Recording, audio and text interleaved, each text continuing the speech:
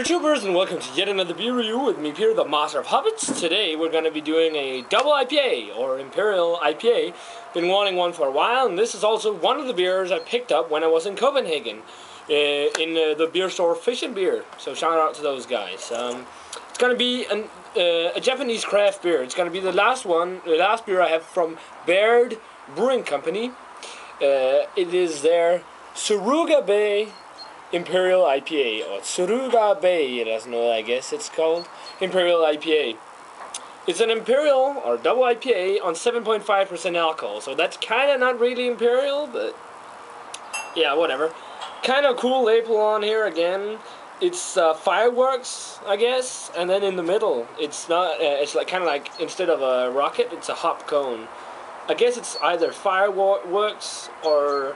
It mostly looks like fireworks, but it could also be flowers growing. Got some info from the website, as always. It says here, 90 IBUs of hops is added in the...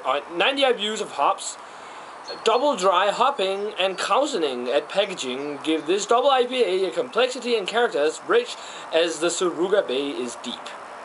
Now, cousining is a German way of fermenting beers. Instead of bottle conditioning them, they add freshly fermenting wort to the beer in the bottle. So this means that they've brewed the beer, added to the bottles, and then they put in the wort from another batch of Suruga Bay that they're brewing. That's pretty cool. I've never had a beer which is kaust, or where they use cousining before, so let's see how this double IPA fares. It's brewed with American hops, but I couldn't find out which kind it's brewed with, unfortunately.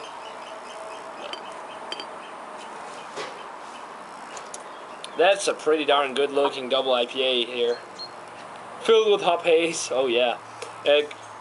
Appearance, West Coast IPA is what I think. It's a deep orange color.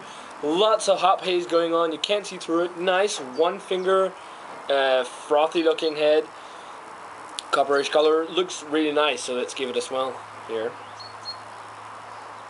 Oh yeah.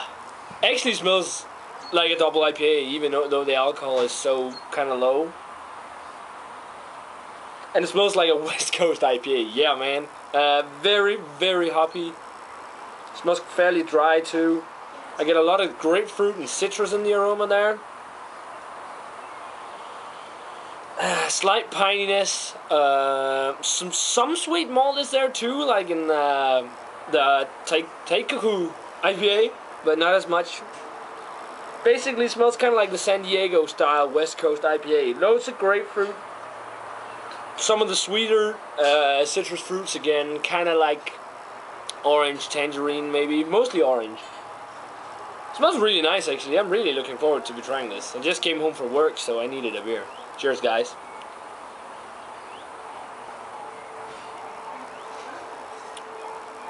Yeah, that's actually pretty good. That's pretty surprising. Flavor, it's got a solid sweet malty backbone actually to balance out the dry bitterness of it. Body on it is medium with a slightly dry mouthfeel. It isn't actually as dry in some double IPAs. Flavors, I get a lot of grapefruit, the citrus. Slight of a herbal tea kind of flavor. Not as much orangey, kind of sweeter citrus fruits as there was in the aroma. It's more of some of the grapefruit, some slight pine, and then that tea herbal kind of note, almost like a dry, spicy hop to it as well. Also, that a sweet maltiness is there. It's not as dominant as you would have thought, but as I said in the aroma, but it's really nice. And I think this is one of the first times I've ever had a beer outside, at least for a while, with a glass looks cold, because I usually don't fridge my beers unless it's like IPAs and some of the lower ABV beers.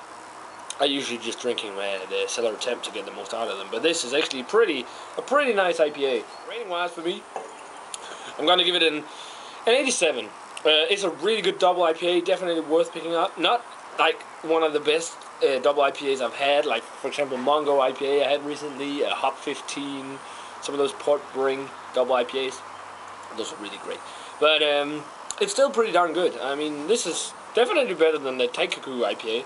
So if you get the Baird Brewing's Suruga Bay IPA, check it out. As I said, an 87 for the Suruga Bay Imperial IPA. Guys, let me know what you think of this Japanese craft beer if you've had it. I definitely want to be trying more from this brewery if I can get a hold of it, because so far they've been pretty solid. Yeah, guys, that's it for this beer review. Remember to comment, subscribe, check out my Facebook fan page at the Master of Hobbits Beer Reviews. Check out my Twitter, which is just Master of Hobbits. And then I'm going to say cheers, guys, and I'll see you in another beer review.